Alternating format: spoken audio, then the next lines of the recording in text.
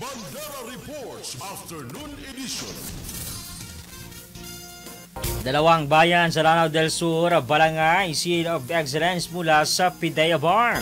Ang detalye sa balitang yan, ihahatid ni Riza Kamid. Kabanderang Riza, ibandera mo. Bandera Live Report. Ginawaran ng Balangay Seal of Excellence Award ng Philippine Drug Enforcement Agency o PIDEA ang dalawang bayan sa lalawigan ng Lanao del Sur dahil sa pagiging drug-cleared municipality at mahusay na pagganap sa kanilang tungkulin na masugpo ang problema ng iligal na droga sa komunidad.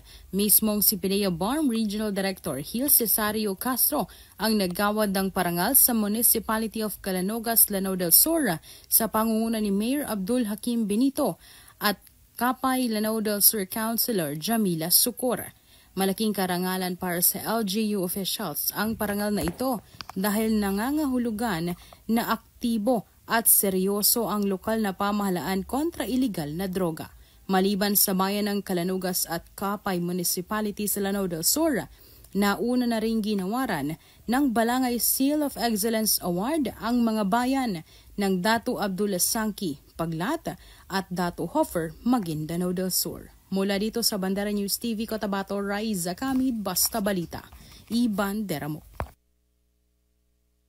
Reports Afternoon Edition.